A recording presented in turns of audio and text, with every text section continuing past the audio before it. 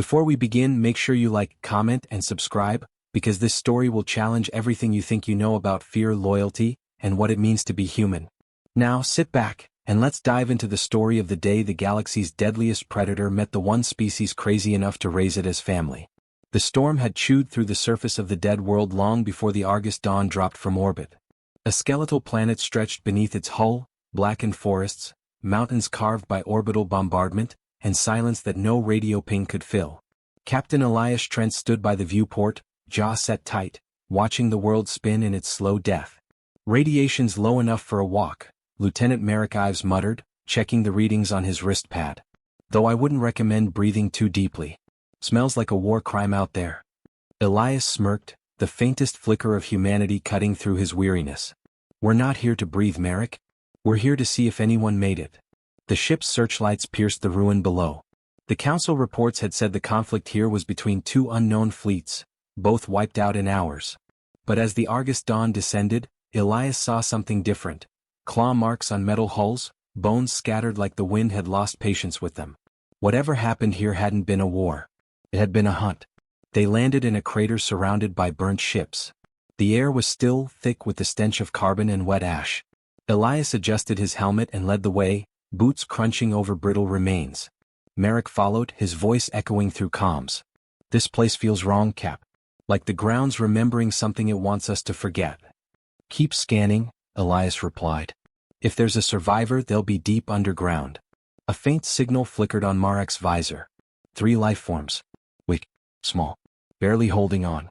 "Coordinates locked," Merrick said. "It's in that ridge, maybe a bunker." The ridge was cracked open by fire. A small tunnel yawned beneath layers of melted stone, as if something had clawed its way in, or out. Elias crouched and entered first. The walls were lined with organic material that shimmered faintly in their lights, like resin but alive. At the end of the tunnel, the ground opened into a small cavern. The floor was littered with bones, arranged deliberately. Shrines. Offerings. And at the center, a nest made of woven metal and sinew. Elias froze. 3 small creatures huddled together, their chests rising weakly. Reptilian but with feline grace, their scales cracked and dull. Even in near death, they radiated power. Marek's voice trembled. "Captain, are those what I think they are?" Elias knelt slowly, scanning them. The readings were unmistakable. Triple-layered bone density. Muscular growth unmatched by any known predator. Neural spikes that burned through his scanner's bandwidth. "Varal," he whispered. The name alone carried a legend. A species so perfect at killing that entire civilizations had fled at the sound of their roars. For centuries they'd been the galaxy's nightmare. No one had ever seen one alive and returned. Merrick took a step back. "We should leave. Now. Before the mother comes back." "There's no mother," Elias said quietly. He pointed to the walls. "This nest's cold. Been abandoned for weeks." The smallest cub whimpered. Its claws twitched weakly against the ground. Elias reached out without thinking. His skin was hot, trembling. It tried to bare its teeth, but the sound was barely a squeak. "They're dying," he said. "Good," Merrick muttered. "Means the galaxy lives another day." Elias turned his gaze on him, calm but sharp enough to cut. "They're just children. Children that grow up to eat armies. Then maybe someone should teach them not to." Merrick stared, disbelief etched across his face. "You can't be serious. Bringing them aboard violates half the Council's war codes. We'd be tried for species endangerment." Elias didn't answer. He removed his glove and reached into his pack, pulling out a thermal blanket. He wrapped it gently around the smallest cub. It shivered, then pressed its head against his chest, its breath ragged.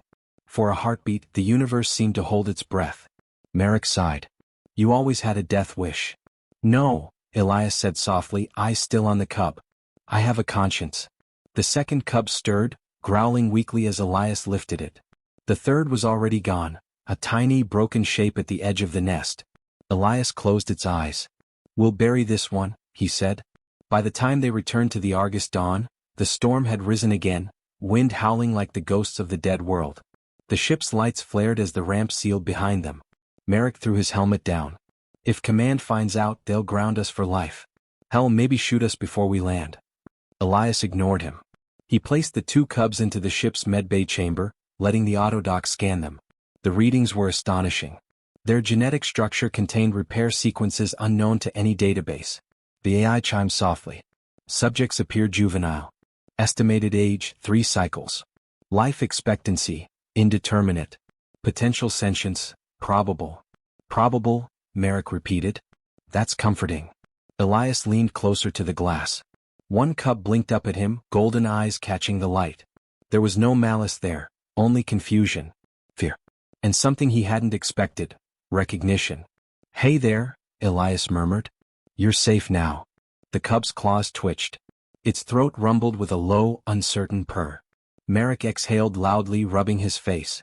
You're naming them, aren't you? Elias smiled faintly. He looks like a Rex. He nodded toward the smaller one. And she's Naira. You're insane. Probably. The Argus dawn lifted from the crater, engines screaming through the storm. Below, the world crumbled further into dust, burying centuries of blood and fear. Merrick sank into the co-pilot's seat, shaking his head. You realize what you've done? If the council finds out. They won't, Elias said firmly. No one's going to know. Merrick opened his mouth to argue, then stopped. He saw the way Elias was looking at the cubs, not as trophies, not as weapons, but as something precious. Something worth protecting. Outside the viewport, lightning flared across the planet's horizon.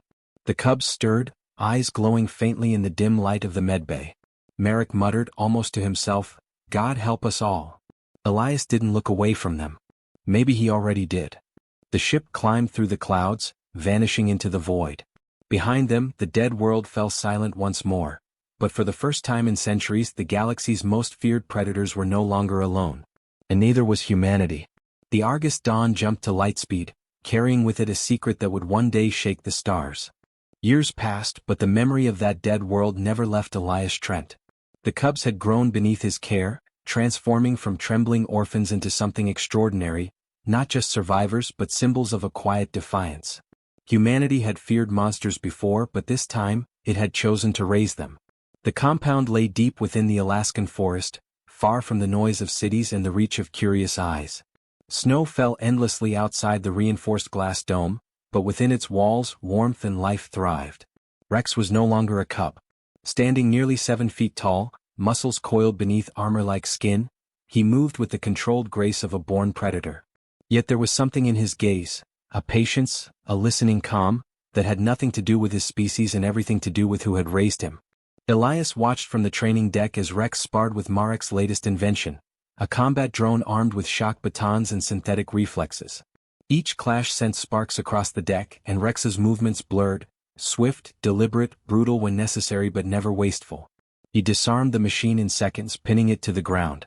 When the simulation ended, he offered the drone's broken baton back to Elias like a student seeking approval. Still too slow? Rex asked in the thick, rumbling accent that time hadn't quite smoothed out. Elias smiled faintly. No. Just careful. Careful loses battles.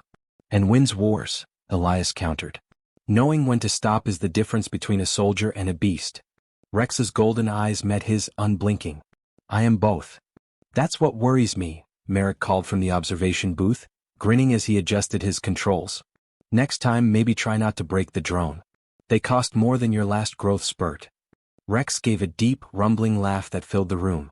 The sound was strange, caught somewhere between a growl and human amusement, but genuine all the same. Beyond the training dome, the compound's other inhabitants worked quietly.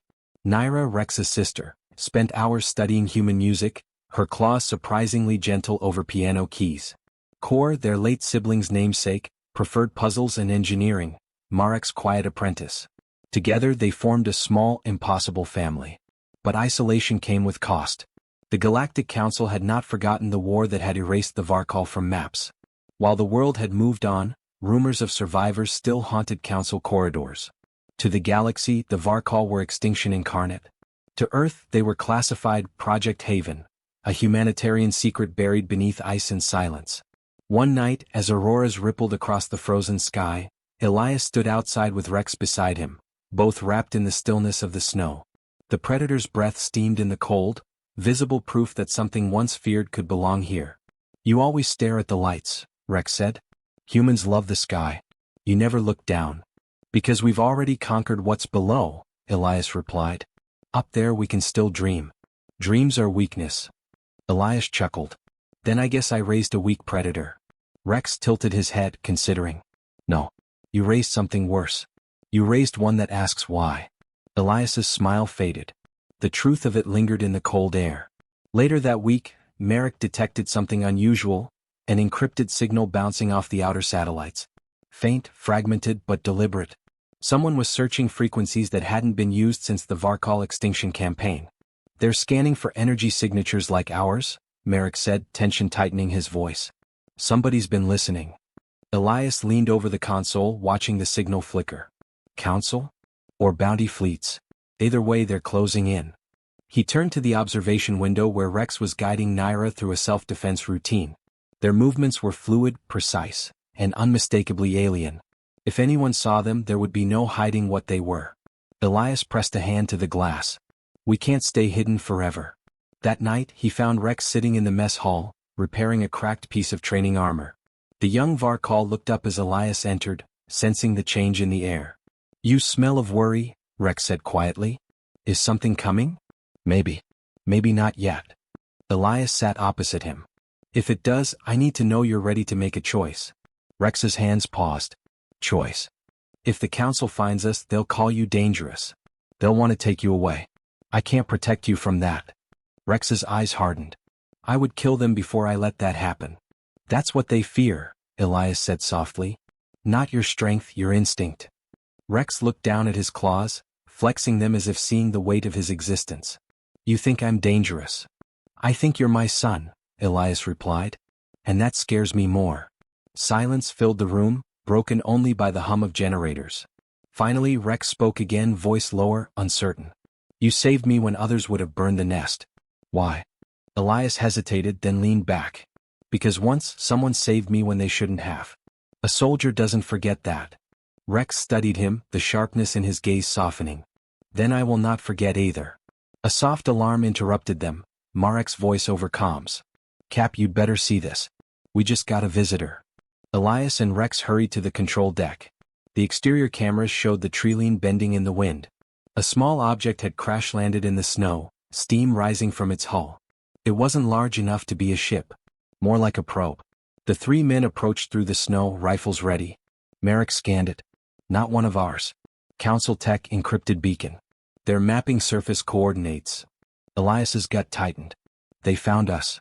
Rex crouched beside the probe, claws slicing through the frost. The beacon's red light blinked once, then stopped. For a long moment, no one spoke. The forest felt smaller. The stars above seemed to be watching. Merrick broke the silence. What's the plan? Elias looked up toward the horizon where the faint shimmer of an orbital scan swept across the clouds. We move the others underground. Double the signal scramblers. He paused, eyes fixed on the stars. And we prepare for the day someone comes knocking. Rex rose to his full height beside him, snowflakes melting against his scales. If they come, he said, voice steady and dangerous, we show them what you taught us, that mercy is not weakness. Elias turned to him, pride and fear warring in his chest. Let's hope they believe it. As the three figures stood amid the snow, the wind carried away the heat of the dying probe. In the distance, unseen but certain, the galaxy was beginning to turn its gaze toward Earth. And when it did, it would discover something that defied every law of nature and war. A predator who had learned compassion, and a man who refused to see monsters where he saw children. The lights in the sky flickered once, as if the heavens themselves were holding their breath. Then the storm returned, swallowing the forest in silence. The stars above Earth burned brighter than usual that night, though few noticed. From orbit, 1,000 eyes were already watching. Across the vastness of the Galactic Council's primary fleet, sensors locked onto the blue planet, mapping every anomaly that pulsed beneath its atmosphere. The impossible readings could no longer be ignored. The Varal had been found, alive and thriving on Earth. In the Council's grand chamber aboard the dreadnought Resolution, Admiral Tyrek stood before the holographic projection of Earth's northern hemisphere, his scaled hands tightening on the edge of the console. His species, the Draith, had once fought the Varal during the Extinction Wars. To him they weren't myths, they were nightmares. You are certain? He demanded, his voice a hiss that cut through the hum of the chamber. Yes, Admiral, said the technician, her skin a faint shade of silver under the projection's glow. 2 confirmed life signatures match archived Varal genetic patterns. both juvenile to adult range. Tyrex's golden eyes narrowed. And the humans? Harboring them. Protecting them. A murmur of disbelief rippled through the gathered counselors. Tyrex silenced them with a single raised claw. Contact Soul Command. Demand their surrender and the immediate extermination of all Varal specimens. The order was sent. The response came back an hour later, recorded, simple and unmistakably human. This is Captain Elias Trent of Earth Defense Command, the message began. There are no Varal here.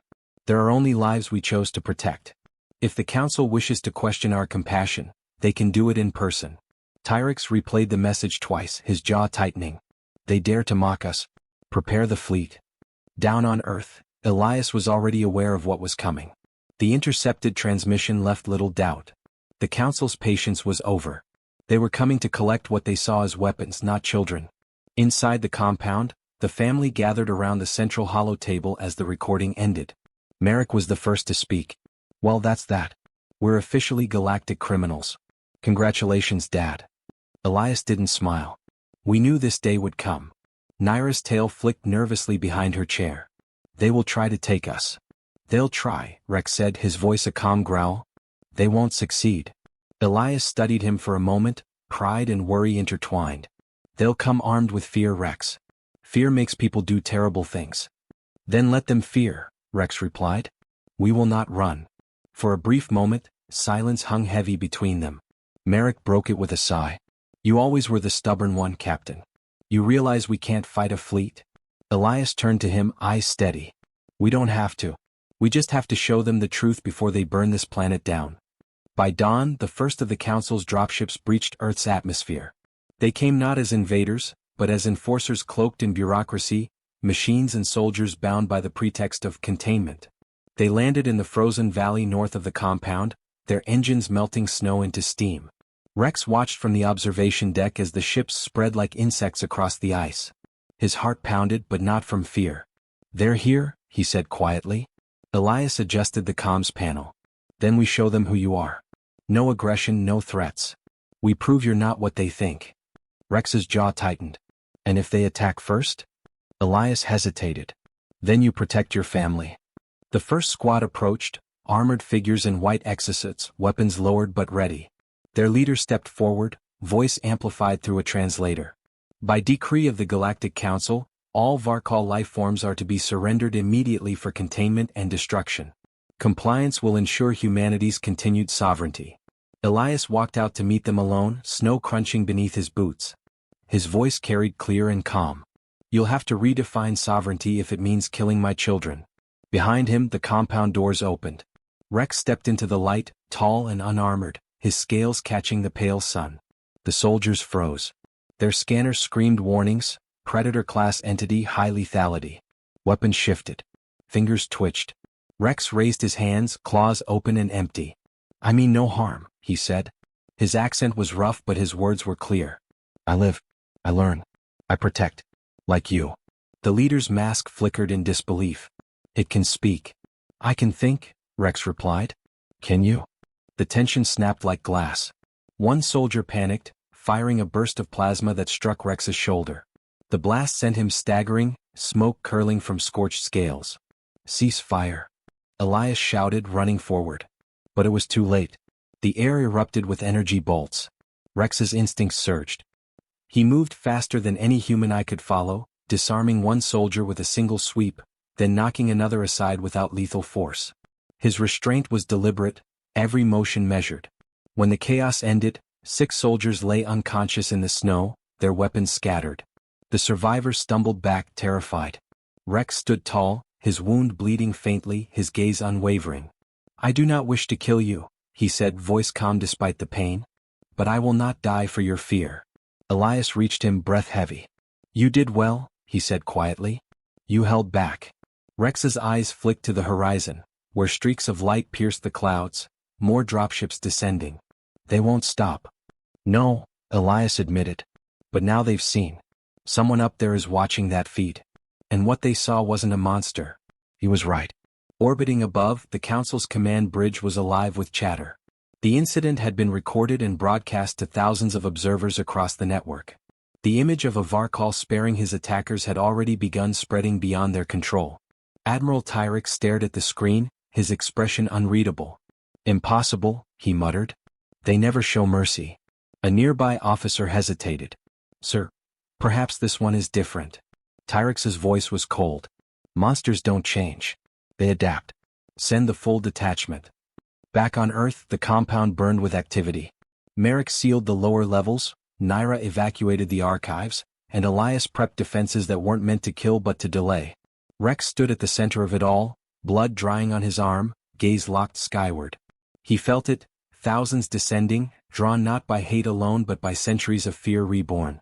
And beneath that fear, a spark of something new. Curiosity. Doubt. Elias placed a hand on his shoulder. "If this ends today," he said, "we end it showing them what humanity taught you." Rex looked at him, eyes steady. "And what is that?" Elias smiled faintly. "That even predators can choose mercy." As the first wave of ships broke through the clouds, the compound lights flared, reflecting off Rex's scales like a signal to the heavens. Somewhere above, billions were watching, and for the first time in living memory they saw a predator standing not as an enemy but as a son. The Council fleet moved closer, unaware that the moment they fired, they would ignite not a war, but a revolution of faith in what humanity was capable of. The storm of engines grew louder, swallowing the mountains in flame and thunder. And yet, amid the chaos, the only sound Elias heard was the calm, steady breath of the creature he had once found trembling in the dark, now standing unafraid before the galaxy itself. The courtroom hung suspended above a dying star, its light refracted through crystalline walls that made every movement shimmer like a reflection of judgment itself. Billions watched the broadcast, humans huddled in dim rooms across Earth, alien citizens in orbital habitats, soldiers frozen in the corridors of starships, all waiting to see if mercy could survive the weight of fear. At the center of the chamber stood Rex, bound by light restraints that could crush steel but barely touched him. He didn't resist. Beside him stood Elias Trent, no longer a soldier, not even a captain, just a man trying to save what he'd raised. Across from them, behind a podium carved from obsidian, Admiral Tyrix presided, his posture rigid with contempt. "The Council of Species convenes," Tyrix declared. His voice echoed like thunder across the dome. "To address the threat of the Varkal resurgence and the human conspiracy that harbored it. The charges are treason, genetic manipulation, and violation of interspecies extinction protocol." Elias met his gaze without flinching. "You forgot compassion." A ripple of uneasy laughter spread through the chamber's audience tiers. Tyrix ignored it. "Compassion does not excuse madness. Humanity has hidden predators capable of erasing entire civilizations. You call them family. I call them extinction waiting to happen." Rex lifted his head slightly, eyes golden and calm. "Then perhaps extinction should speak for itself." The crowd murmured, half awe, half fear. Tyrix slammed his clawed hand on the dais. "Silence. You will answer only when addressed." Elias placed a hand gently on Rex's arm, a silent reminder. "Let me do the talking," he whispered. But Rex shook his head. "You taught me words so I could use them. I will not hide behind silence." The chamber quieted again. A dozen translators scrambled to keep pace as Rex spoke, his voice low, deliberate. "You fear me because my kind hunted yours. Because we were strong when you were weak. But I learned from those you call fragile. I learned to build, not burn. To protect, not devour. Tell me, Admiral, how many of your wars began with strength and ended with weakness?" Tyrix's jaw tightened, but before he could answer, one of the counselors leaned forward, a delicate being of translucent flesh and pulsing veins. "The Varkal speaks truth," she said softly. "The footage from Earth showed restraint. That cannot be denied." "Restraint?" Tyrix spat. "He attacked our soldiers." Elias stepped forward. "He defended himself. He could have slaughtered every one of them but he didn't. He chose mercy." "And yet," Tyrix hissed, "you brought a weapon into your home. You raised it among children. You gambled with the fate of countless worlds." Elias's voice grew quiet, but it carried through the chamber like steel drawn from a sheath. "We've always gambled, Admiral. Every species here has. The only difference is, when humans see something broken we try to fix it. Even when it terrifies us." The crowd leaned in. The words hung heavy in the stillness. Tyrix gestured sharply and the lights dimmed. A series of holographic projections flickered to life. Images of ancient wars, charred planets, bones scattered across wastelands. "This is what the Varkal left behind. You think a few kind words erase centuries of blood. Rex looked at the images, his people's legacy, and then to Elias. I did not choose their hunger, he said. But I choose what I become. You think choice changes what you are? Tyrix asked. Elias answered for him. It's the only thing that ever does. For the first time the admiral hesitated. Around the chamber murmurs swelled again, voices questioning, doubting, reconsidering what they'd been taught. The council was fracturing under the weight of a single contradiction, the galaxy's perfect predator choosing peace. But Tyrix would not yield. Enough, he snapped. The council will deliberate. Until then the Varal will be confined, and the human responsible detained pending execution. At the word execution Rex's composure broke. The restraints trembled as his muscles tensed. The floor beneath him cracked slightly. You would kill him for saving me? Guards moved closer, weapons drawn. Elias raised his hand quickly. Rex, don't. But the guards fired containment beams before he could finish.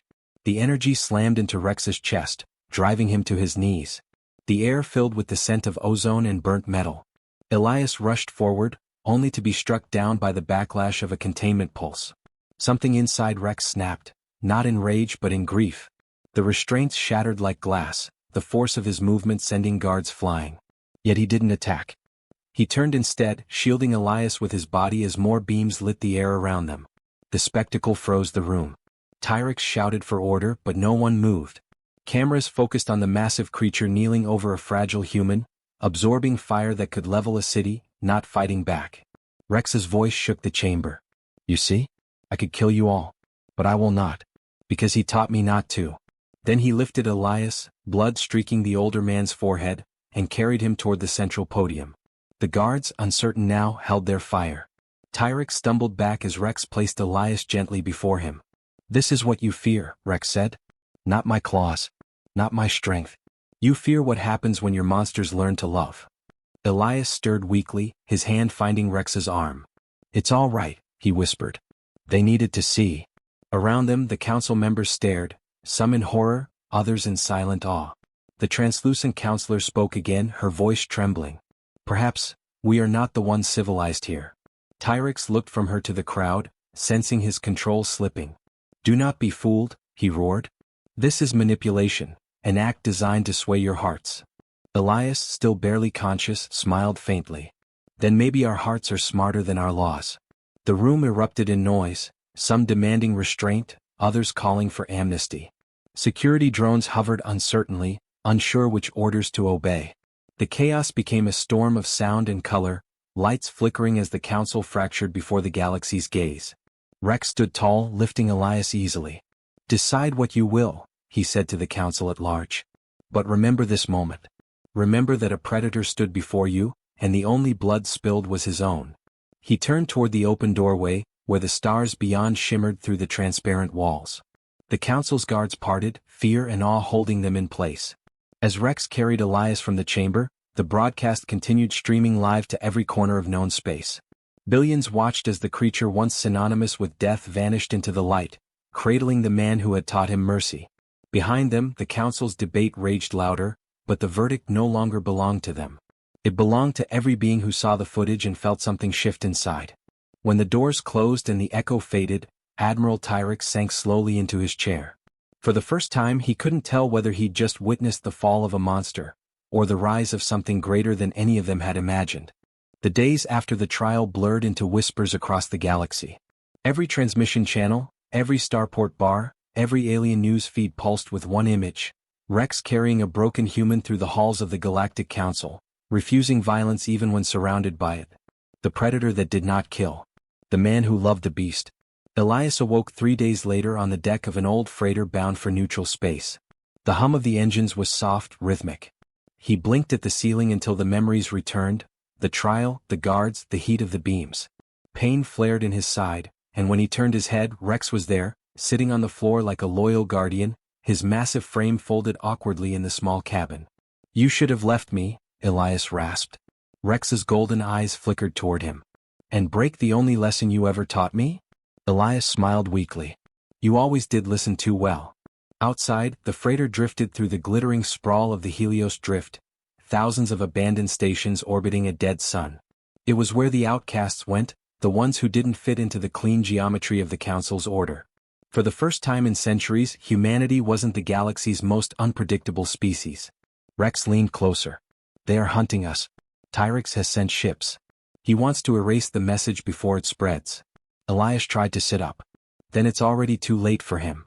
Because the message had spread faster than any fleet could chase. On worlds where humans were still considered half-savage, alien children watched the footage and asked their parents if monsters could change.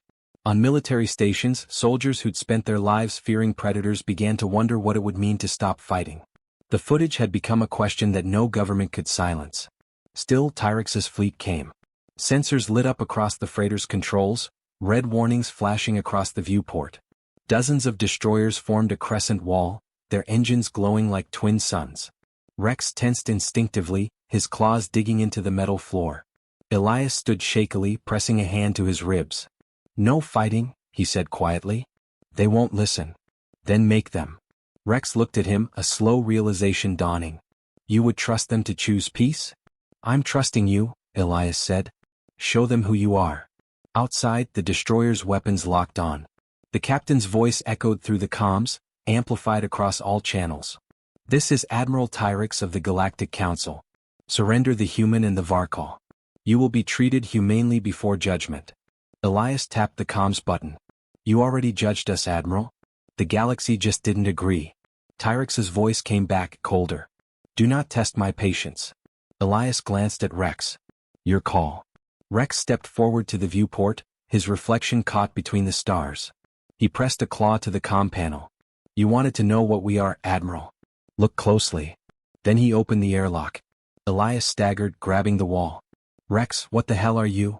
But Rex was already outside, drifting into the void, his dark form illuminated by the glow of the enemy ships. For a moment, every sensor across the fleet locked on him, hundreds of targeting computers humming as they calculated firing solutions. And then Rex did something no one expected. He knelt in the vacuum of space, arms outstretched as though in surrender. Across the fleet, silence rippled. Commanders stared at the screens, officers waiting for orders that didn't come. For the first time, the most feared predator in galactic history wasn't attacking. He was kneeling. Elias's voice came through the open channel. "You've spent centuries trying to control fear. Maybe it's time you listen to it." Tyrix hesitated. The bridge crew looked to him for orders, but the Admiral's eyes were fixed on the screen, on the creature that could tear ships apart but chose stillness instead. His jaw worked soundlessly. "Fire," one of his officers urged. "Before it's a trick." Tyrix didn't answer. Because deep down he realized if he gave that order, it wouldn't be fear that defined them anymore, it would be shame. On the freighter, alarms screamed as energy signatures flared, half the fleet charging weapons, the other half standing down. The tension in the stars themselves felt ready to shatter. Rex's voice broke through the channel, low and resonant. "Admiral, you cannot destroy what has already changed. You can only decide if you will be part of it." And then, something extraordinary happened. One by one, the destroyers powered down. Lights dimmed, cannons retracted. The galaxy's finest warships bowed before the silence of a predator's mercy. Elias slumped back in his chair, breath catching in his throat. "You did it," he whispered. Rex floated slowly back toward the ship. "No. We did." When he re-entered the airlock, the pressure equalized with a hiss. Elias reached out as Rex knelt before him. "What happens now?" the man asked. Rex tilted his head slightly. "Now the galaxy decides what kind of story it wants to tell." The broadcast, still running from every ship's feed, captured that final moment, the human and the predator standing side by side as the stars glowed like witnesses around them. No weapons, no speeches. Just two beings who had chosen not to fear each other anymore. The next day, Council ships withdrew. Tyrix disappeared from public record. And across hundreds of worlds, something new began, schools teaching the Earth lesson, where strength and compassion weren't enemies but reflections. Years later, travelers through the Helios drift spoke of a hidden colony, a small place where predators and humans lived together under twin suns. Children of both species ran through metal corridors, laughter echoing between the stars. And sometimes, late at night, ships passing close to that region would catch an image on their long-range sensors. A massive figure sitting on a cliff, watching over a small settlement below. Beside him, a human man in a weathered jacket would point at constellations, describing stories of worlds long gone. No one ever approached. They didn't need to. Because by then, everyone in the galaxy knew the story, the one that ended not with a war but with a choice. That the deadliest predator in the universe didn't conquer humanity. It became family.